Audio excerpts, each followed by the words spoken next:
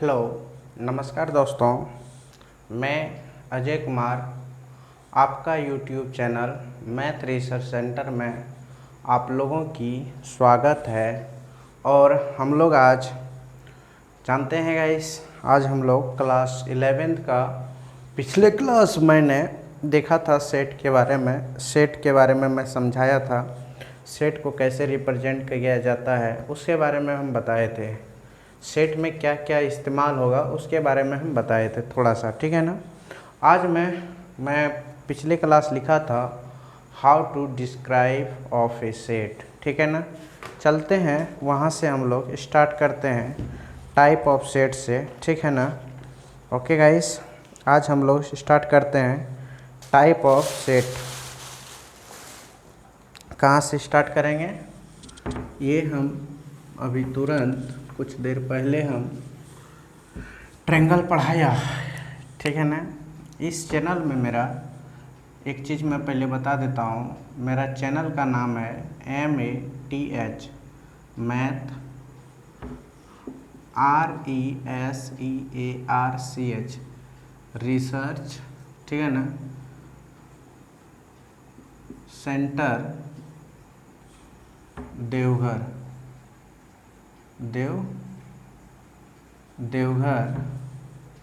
और मेरा नाम जो है गाइस, मोबाइल नंबर्स जो हैं वो हैं 6203069726, ठीक है ना। और इसमें मैं क्लास 9th भी पढ़ाऊँगा और 10th भी पढ़ाऊँगा, ठीक है ना। 9 10th के लिए जैक भी बोर्ड रहेगा और बिहार बोर्ड रहेगा और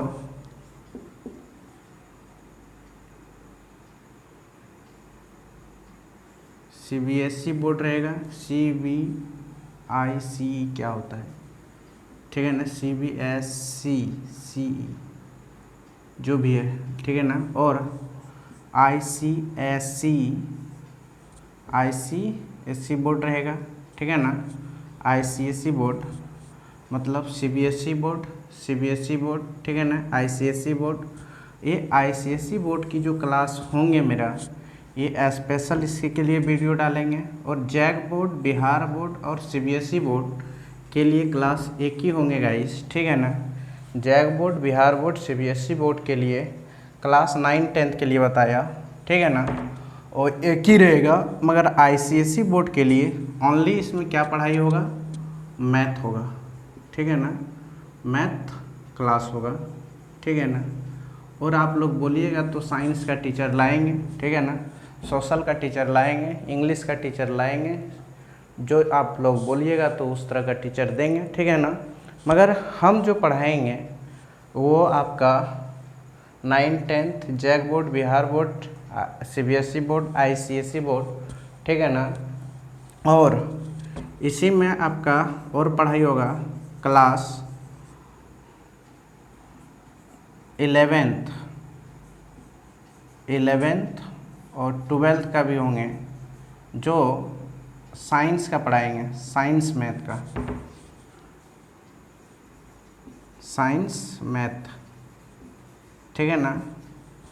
क्लास 11th और 12th के लिए इसमें भी वही होंगे, Jack board, Bihar board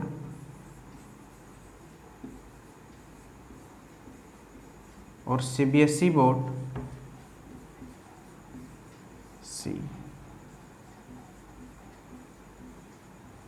CBSE board और ICSE बोर्ड।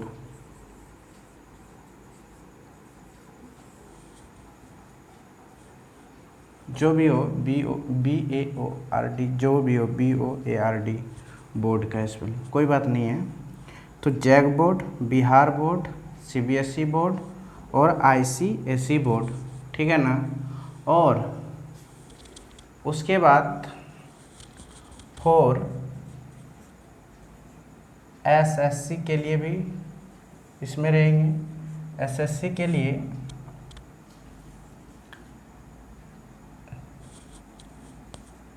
CGL का भी क्लास होंगे, CDS का भी होंगे, CPU का भी होंगे और AAO का भी होंगे, ठीक है ना। और CHSL का भी होंगे और GD का भी होंगे, ठीक है ना। और अदर्स जितने भी कंपटीशन है, अदर्स कॉम्पिटिटिव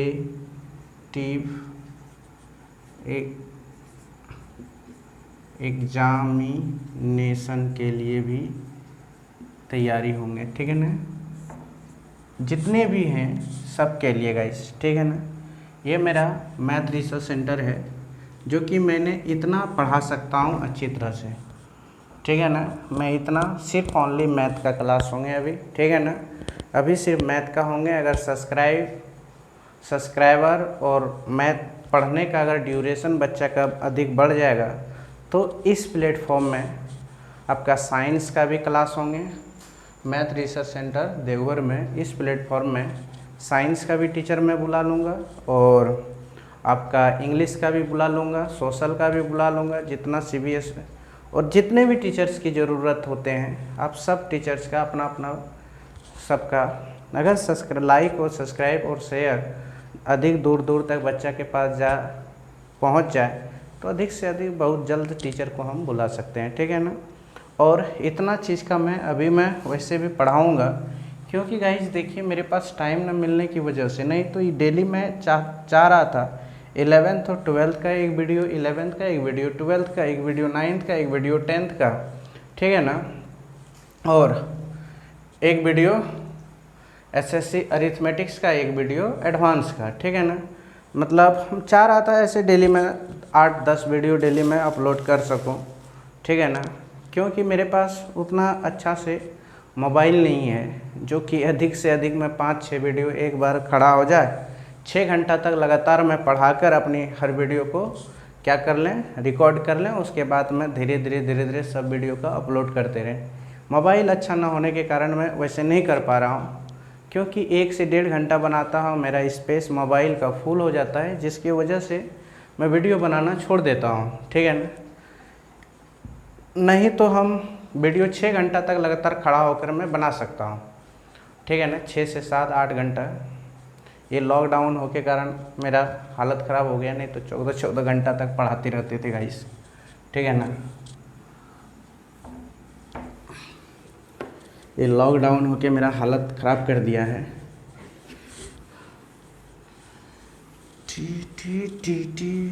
आज हम लोग स्टार्ट करेंगे सेट। हम लोग पिछले क्लास जो सेट पढ़े थे, नहीं पिछले क्लास हम लोग सेट्स पढ़े थे। एक कलेक्शन मतलब पिछले क्लास जो हम लोग सेट पढ़े थे, सेट का थ्योरी याद किए थे, सेट का definition, a well defined collection of objects. A well defined मतलब क्या याद किए थे, a well defined of object well defined of object is said to be, is said क्या था, ऑब्जेक्ट मतलब वेल डिफाइंड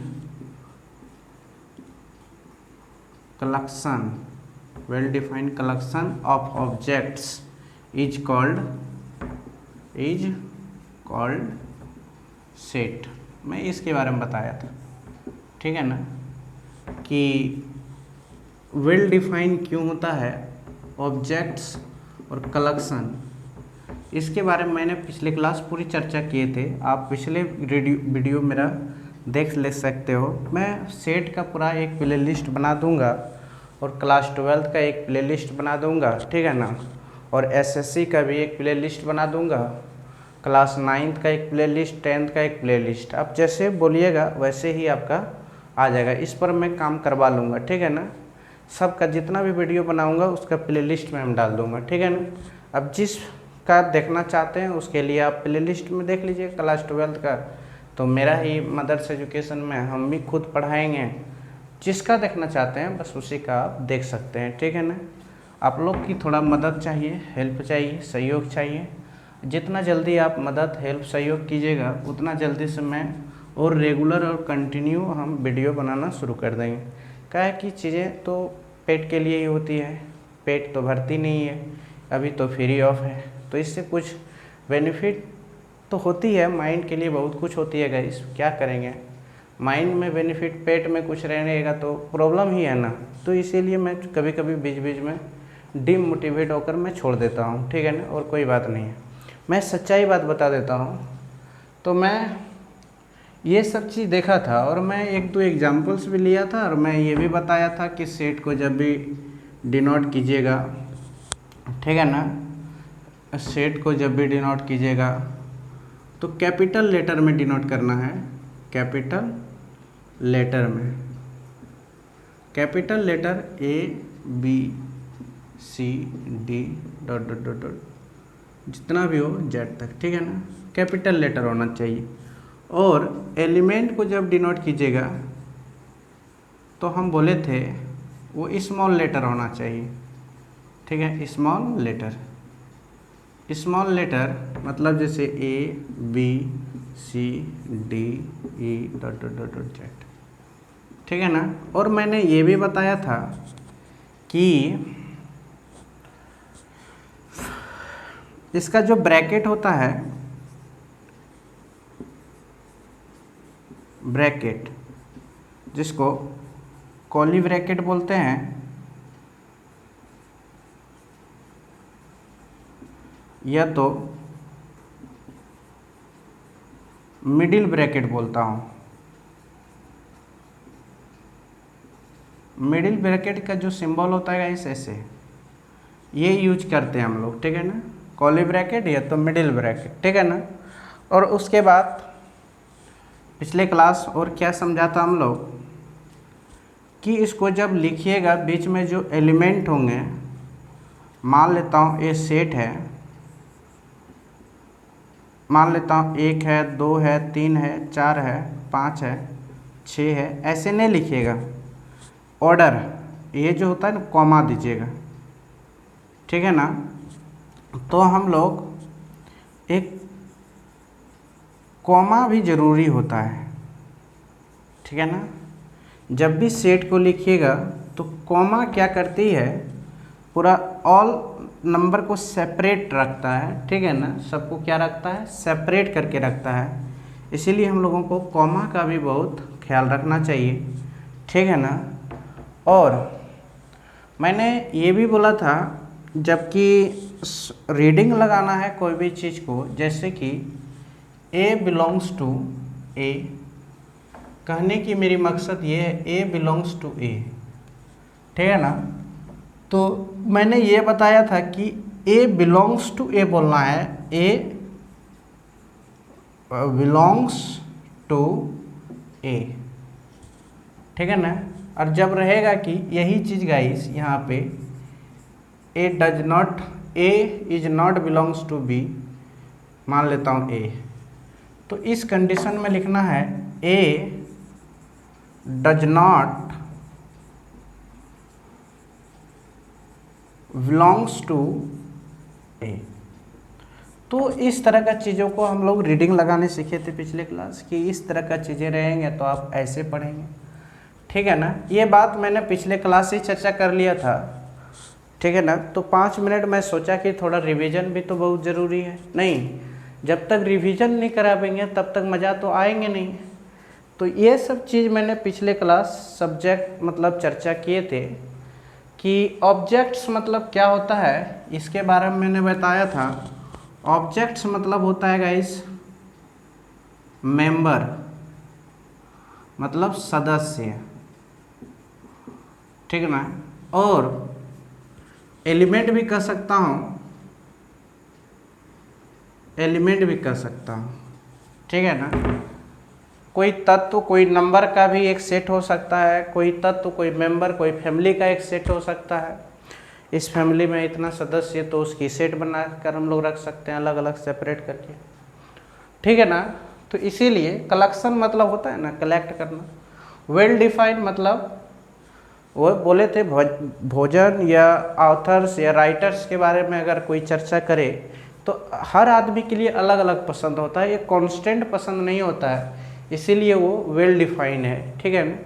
मैं इतना चीज़ चर्चा किए थे गाइस, ठीक है ना। उसके बाद मैंने आगे बढ़ा था, चलते हैं, चलिए। ये पिछले क्लास ये चीज़ बात हो गया था। तो हम लोग कोई भी सेट लिखते कैसे थे, मैंने ये बताया था कि A इज इक्वल टू आप लिख सकते हैं ABCD, ये एक सेट हो गया, ठीक है ना। ABCD का एक सेट है, ओके। ऐसी चीज़ों को हम लोग क्या करता हूँ, लिखता हूँ, ठीक है ना। अब देखिए इसको हम लोग दो प्रकार से लिख सकता हूँ, टाइप ऑफ सेट। अब देखिए सेट का टाइप कितना है, तो टाइप ऑफ सेट मतलब समुच्चय का प्रकार, सेट के प्रकार। तो पहला जो होता है गाइस वो होता है रोस्टर फॉर्म, या तो इसको हम लोग टेबुलर फॉर्म बोल सकता हूँ। पहला हम लोग कहते हैं रोस्टर फॉर्म, या इसको हम लोग बोलते हैं टेबुलर फॉर्म। रोस्टर फॉर्म, या इसको मैंने क्या बोलता हूँ, टेबुलर फॉर्म, ठीक है ना। मेंबर या एलिमेंट जो होता है गाइस वो एक ही चीज़ होता है, ठीक है ना। मेंबर और एलिमेंट एक ही चीज़ है, उसको सेट के अंदर ही लिखता हूँ मैंने। नहीं देखिए ए है, इसको लिखा हूँ, यहाँ पे कोई एक मेंबर का सदस्य है, मेंबर, ठीक है ना। मेंबर बहुत सारा होता है। और बी सेट में लिख सकता हूँ, यहाँ पे हो सकता है एलिमेंट हो सकता है, ठीक है ना। ऐसा कुछ चीज़ होंगे, तो दोनों मतलब एक ही होता है, ये बात समझिएगा। मेंबर हो या एलिमेंट हो, मगर दोनों तो सेट बनाती है ना। इस कंडीशन मतलब इस तरीक़ा से हम लोगों को इस प्रोसेस से हम लोगों को समझनी है कि मेंबर और सेट, मेंबर और एलिमेंट एक ही चीज़ होती है यहाँ पे, ठीक है ना। क्योंकि दोनों ही सेट बनाएगा, दोनों का काम है सेट बनाना, उनकी नज़रिया से वो एक ही होती है, ओके। और इसी में से दूसरा जो सेट होता है गाइस वो सेट ऑफ बिल्डर फॉर्म होता है, ठीक है ना। सेट ऑफ, दूसरा जो होते हैं इसमें वो होते हैं set of builder form, set of builder form, set of roster form, set of tabular form. ये दो चीज़ है सेट को रिप्रेजेंट करने का, सेट को मतलब रिप्रेजेंट करने का मतलब प्रस्तुत करने का, लिखने की तरीका होता है सेट को दो ही तरीका से। एक लिख सकते हैं टेबुलर फॉर्म में, अब चल देख लेते हैं क्या होता है नहीं होता है, अपने आप लोगों को समझ में आ जाएगी, ठीक है ना। तो देखिएगा इस सेट को हम लोग दो तरीका से क्या कर सकता हूँ, राइट कर सकता हूँ, ठीक है ना। कितने तरीका से, दो तरीका से। तो सेट को आप जब भी लिखिएगा ना, तो सेट को लिखते समय मिडिल ब्रैकेट का ध्यान दीजिएगा, with in of middle bracket. और सेट को लिखते समय आप ध्यान दीजिएगा, वो क्या दीजिएगा, हेलो बोलिए। तो आप सेट को लिखते समय क्या बोलते हैं उसको, अरे यार कॉमा का ध्यान दीजिएगा, ठीक है ना, याद रखिएगा। तो चलते हैं हम लोग टेबुलर फॉर्म में चीज़ों को कैसे बदलेंगे वो चीज़ देखेंगे रोस्टर फॉर्म में, ठीक है ना। रोस्टर फॉर्म, तो लिखा है question write each of the following set in each of roster form. तो रोस्टर फॉर्म में चीज़ों को कैसे लिखेंगे, तो देखिए अगर आपको रोस्टर फॉर्म या टेबुलर फॉर्म हो, रोस्टर फॉर्म हो या टेबुलर फॉर्म हो, दोनों का मीनिंग एक ही होती है, ठीक है ना। तो देखिए टेबुलर फॉर्म, रोस्टर फॉर्म को लिखने के लिए गाइस आपको पहला एक मिडिल ब्रैकेट का ज़रूरत पड़ेगा, इस पे ध्यान दीजिएगा, जिसको हम लोग बोलते हैं ना कॉली बार्स, ठीक है ना, कॉली ब्रैकेट। ओके, अब इस पे ध्यान दीजिएगा, क्या क्या दीजिएगा, जब कोई भी लिस्ट आप तैयार कीजिएगा मेंबर का या एलिमेंट का विदिन ऑफ बार्स ऑफ और सेपरेट, उसके सेपरेट करने के लिए कोमास का ध्यान दीजिएगा, ठीक है ना। ये मिडिल ब्रैकेट होता है, मिडिल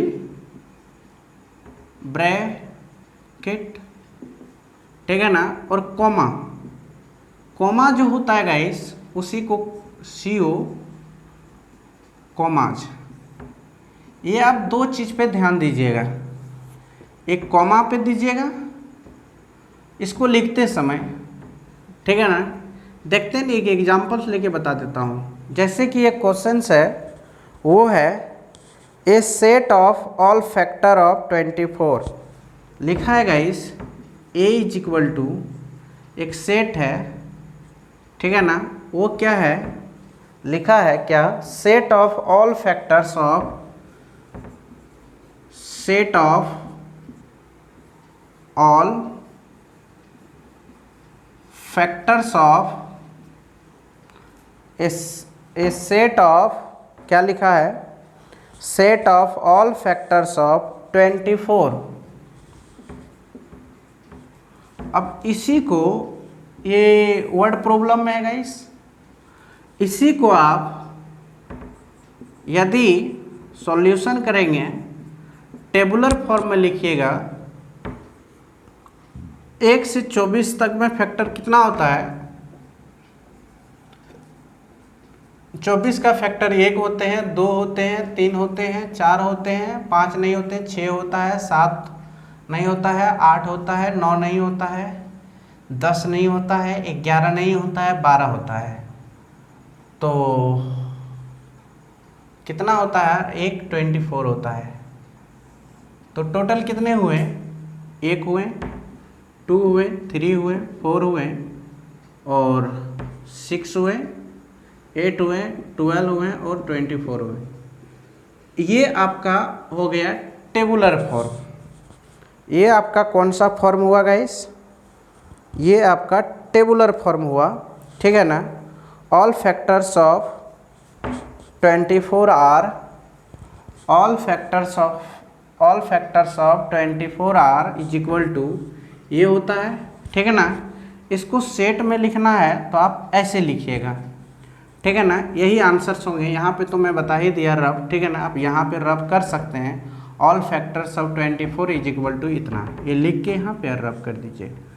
और एक दूसरा एग्जांपल ले लेते हैं, यही हुआ आपका टेबुलर फॉर्म गाइस, ये हुआ आपका टेबुलर फॉर्म, ठीक है ना। यही आपका कौन सा फॉर्म हुआ, टेबुलर फॉर्म हुआ, ठीक है ना। ये कौन सा फॉर्म हुआ गाइस, टेबुलर फॉर्म। और उसके बाद आप देखिए कि a set of all odd number less than 10। अब देखिए एक दूसरा सेट यहाँ लिखा है, set of all odd numbers less than 10। एक सेट है ऑड नंबर का बनाना है हम लोगों को, ठीक है ना। तो टोटल हम लोगों को लिखना है, कितना है, ऑड नंबर लिखना है, 10 से नीचे 1 होंगे, 3 होंगे, 5 होंगे, 7 होंगे, 9 होंगे। अब इसका सेट कैसे लिखेंगे, B is equal to curly bracket 1, 3, 5, 7 और 9, एक सेट बन गया गाइस, ये टेबुलर फॉर्म, ठीक है ना। तो कितनी आसान बात है या नहीं है? आप ही लोग बताइए। एक दूसरा क्वेश्चन आप लेते हैं, ठीक है ना, 3-4 एग्जाम्पल्स तो दिखाई देता हूँ, तभी तो मज़ा आएगा। देखिए मिटा दें हैं? तो मिटा देता हूँ।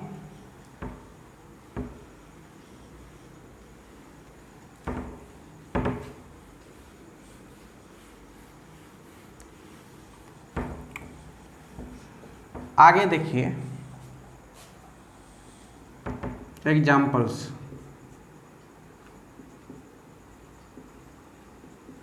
Set of all prime number less then 30।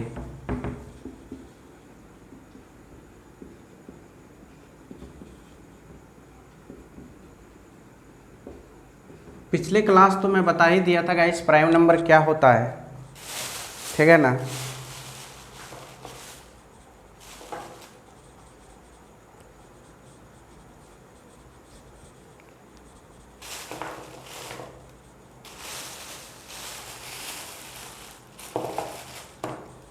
Prime number के बारे में तो हम लोग पिछले क्लास चर्चा कर लिए थे, नहीं कि सेट का जो पिछले क्लास पढ़ाए थे प्राइम नंबर क्या होता है नहीं होता है। आप लोग बनाइए तब तक।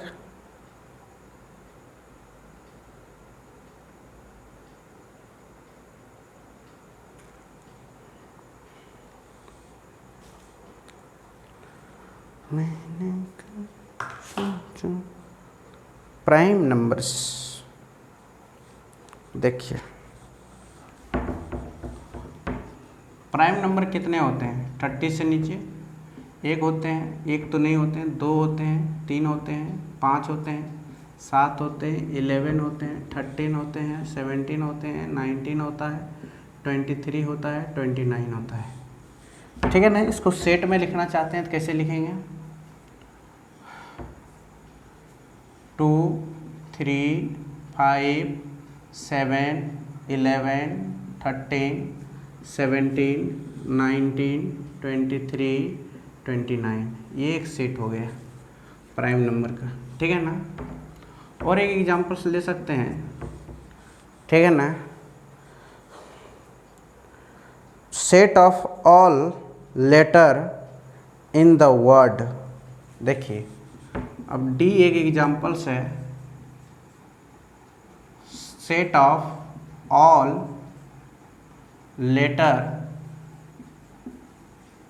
सेट ऑफ ऑल लेटर, ठीक है ना, set of all letter in the word, in the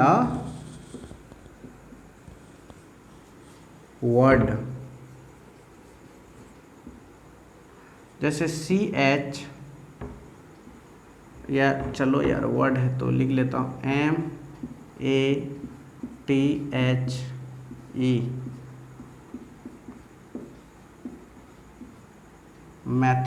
mathematic, ठीक है ना, मैथमेटिक्स, ओके, मैथमेटिक्स। तो इसमें देखिएगा इसमें कितना वर्ड है? इन द वर्ड, वर्ड कितना है? 1 वर्ड है, 2 वर्ड है, 3 गो वर्ड है, 4 गो वर्ड है, 5 गो वर्ड है। इसको फिर काउंटिंग नहीं कीजिएगा, इसको नहीं कीजिएगा, इसको नहीं कीजिएगा। और एगो ये गो वर्ड है, एगो ये वर्ड है, एगो ये वर्ड है, ठीक है ना। जो जो रिपीट होता है उसको काउंट नहीं कर सकते हैं, ठीक है ना। तो लिखिए, हम लोग लिखेंगे क्या? डी का सेट जब बनेगा, एक M है, एक A है, T है, H है, E है, I है, C है, S है, एक सेट हो गया, ठीक है ना। ये एक क्या हो गया गाइस? सेट हो गया, ठीक है ना। रिपीटेड नहीं बोला है, इन द वर्ड, इसमें टोटल पूछा है वर्ड कितना है। तो वर्ड एगो M है, एगो A है, एगो T है, एगो H है, एगो E है, एगो I है, एगो C है, एगो S है, ठीक है ना। टोटल लेटर इतने ही है, इतने लेटर से मिलकर आपका मैथमेटिक्स का वर्ड बना, मैथमेटिक्स का वर्ड बना है, ठीक है ना। जो जो रिपीट किया उसको लेना नहीं है, ठीक है ना। इन द वर्ड कितना है, तो इतना ही वर्ड है। इस तरह का क्वेश्चंस रहेगा, मान लेता हूँ, और एक एग्जांपल्स रहा, ठीक है ना। जैसे E set of all letter in the word, जैसे C H E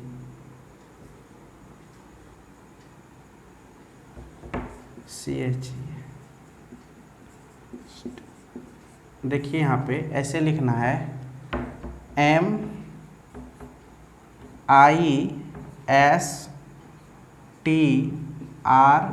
MISTRY, chemistry है, ठीक है ना। तो आप देखिएगा इस केमिस्ट्री में एगो सी है, एच है, ई है, एम है, आई है, एस है, ठीक है ना, टी है, आर है, वाई है, सब अलग अलग है, तो इसको सब लिखना पड़ेगा। ई इज इक्वल टू सी है, एच है, ई है, एम है, आई है, एस है, टी है, आर है, वाई है। ये केमिस्ट्री का क्या हो गया, सेट बन गया, ठीक है ना। आप ऐसे ही चीज़ों को लिखिएगा, ठीक है ना। तो ये सब आपका बहुत ज़रूरी है। ये आपका कौन सा फॉर्म हो गया गाइस, बोलिए तो, ये टेबुलर फॉर्म, ठीक है ना। टेबुलर फॉर्म को हम लोग समझाने में थोड़ा सा कामयाब रहा और हम लोग आगे बढ़ता हूँ, ठीक है ना। टेबुलर फॉर्म को समझाने में हम थोड़ा सा कामयाब रहा। अब हम लोग और एक चीज़ देख लेता हूँ गाइस, छोटा सा वीडियो, ज़्यादा नहीं बड़ा करेंगे। आप देखिए बहुत ज़्यादा हो गया नहीं, आप देखिए एक जल्दी जल्दी सेट ऑफ बिल्डर फॉर्म देख लेता हूँ। देखिए सेट ऑफ बिल्डर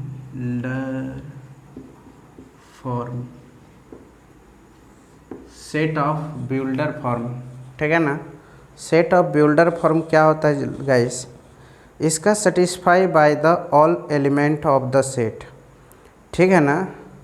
इसका जो सेट बनाना है, ठीक है ना, set of from we list of properties, इसका प्रॉपर्टी लिखना है, प्रॉपर्टीज़ को सेटिस्फाइड करना है by all the element of the set. इसका जो सेट बनाइएगा गाइस, ठीक है ना, जैसे क्या हम लोग कैसे बनाएंगे उसी के चीज़ के बारे में हम बताते हैं। जैसे उसकी प्रॉपर्टीज़ को लिखिएगा, ठीक है ना।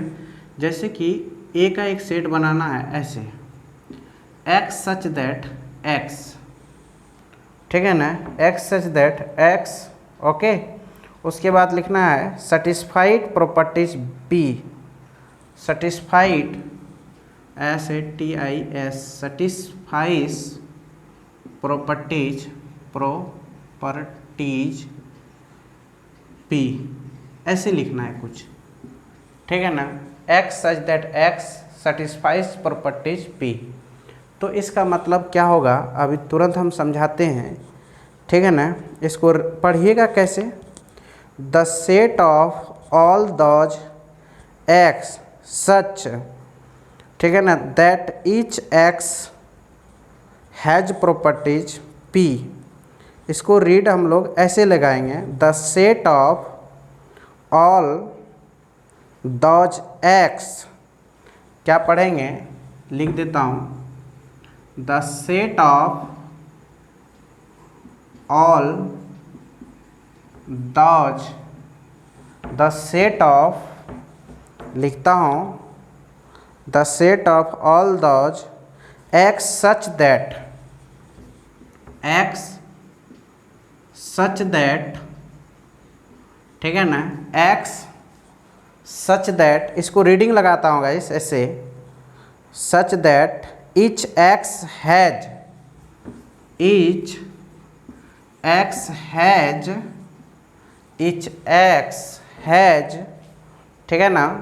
उसके बाद क्या लिखेंगे, x has properties P, PRO properties P.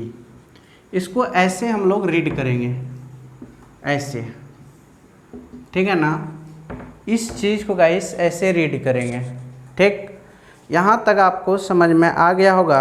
आप लोग देखिए ना जी एक एग्जाम्पल्स, उससे और मज़ा आएगा, ठीक है ना। आप टेंशन नहीं लीजिए, एग्जाम्पल्स को देखिए तब ना पता चलेगा। जैसे कि एक एग्जाम्पल्स को हम लेते हैं, एग्जाम्पल से जितना थोड़ा सा डाउट हुआ होगा, डाउट रहे होंगे, वो सब क्लियर हो जाएगा, ठीक है ना। जैसे कि राइट द सेट लिखा है एग्जाम्पल्स में, write the set A is equal to 1 से 7 तक, 1 2 3 4 5 6 7, ये लिखा है गाइस। इतना लिखने के बाद लिखा है क्या जानते हो? लिखा in the set builder form, in the set builder form, मतलब इस सेट को बिल्डर फॉर्म में लिखना है, वर्ड प्रॉब्लम में लिखना है, ठीक है ना। तो कैसे लिखेंगे गाइस, ठीक है ना। हम लोग को ये क्लियर हुआ गाइस कि हम लोगों को जो क्लियर हुआ ना, उस हम लोगों को यहाँ पे पता चला कि एक सेट लिखा है, वो एक से ये जो नंबर हैं वो एक नेचुरल नंबर है, 1 2 3 4 5 6 7 8 एक नेचुरल नंबर है। तो ये 1 से 7 तक है, मतलब 8 से छोटा है। तो हम लोग लिखेंगे ए सेट ऑफ, क्या लिखेंगे गाइस बताइए? ऐसे लिखेंगे, देखिए, set of all natural number less then 8, less than 8, ठीक है ना, less than 8। A set of all natural number less then 8, 8 से छोटा सब भी। मान लेता हूँ एक दूसरा एग्जाम्पल से लिखता हूँ, ठीक है ना, अपने समझ में आएगा। Write the set A is equal to, मान लेता हूँ बी ले लेता हूँ, 2 4 6 8 10 12, ठीक है ना। तो लिखते हैं in the set builder form. इसमें और कुछ लिखना था गाइस, ऐसे ए इज इक्वल टू, ठीक है ना, इसको लिख सकते थे हम लोग ऐसे भी, ठीक है ना।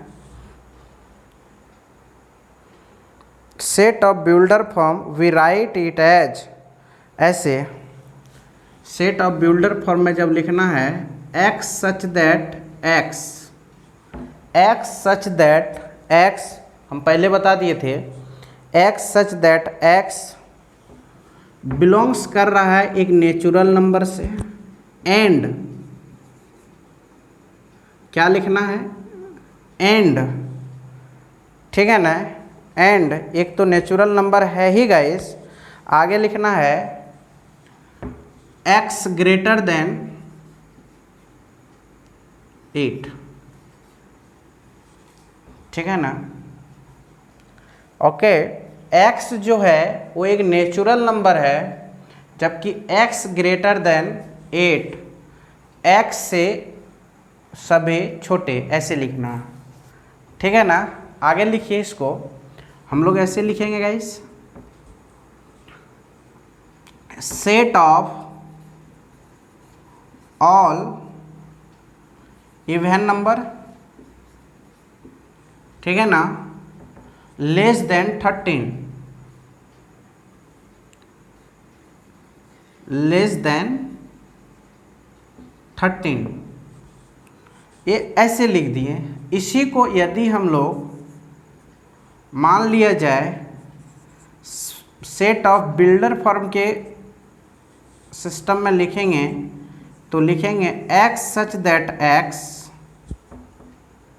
ठीक है ना, x सच दैट x तो है ये क्या, यह एक इवन नंबर है, बिलोंग्स टू इवन नंबर, ठीक है ना, इवन नंबर्स। तो एंड x लेस देन 13, ऐसे लिख सकते हैं, ठीक है ना। आगे और एक दो एग्जाम्पल्स लेता हूँ ना, तो चीज़ें आप लोगों को क्या आएगा समझ में आ जाएगा, ठीक है ना।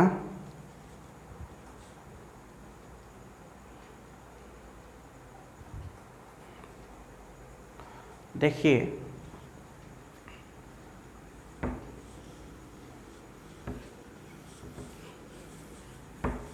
लिखते समय सेट ऑफ बिल्डर फॉर्म को ध्यान दीजिएगा। एक और एग्जांपल्स लेते हैं क्योंकि वीडियो बहुत लॉन्ग हो रहा है, लास्ट एग्जांपल लेके बंद कर देंगे, ठीक है ना। We write the set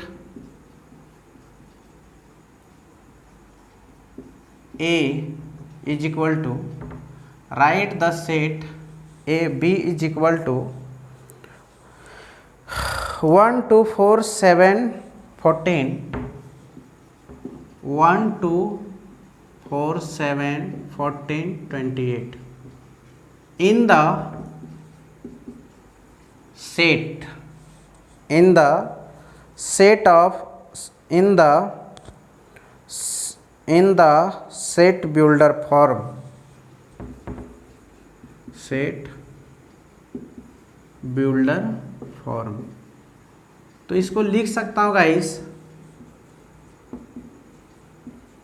set of all, set of क्या लिख सकता हूँ, set of all factors, all factor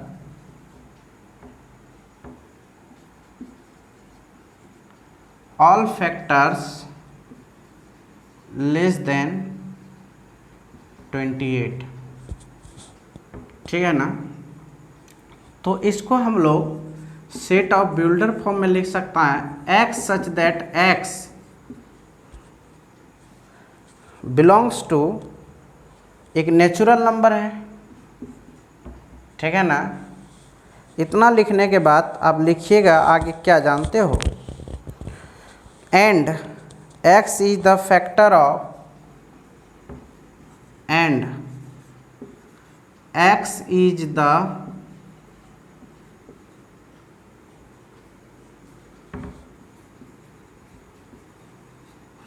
factor of 28। बस अब अगर रहता है यहाँ पे इवन नंबर तो लिख देता x is the even of 28, ठीक है ना। ऐसे ही बनाइएगा गाइस, ठीक है। Okay, thank you, bye bye. आज का क्लास यहीं तक, ओके, टेक केयर। चलते हैं, आगे बढ़ते हैं।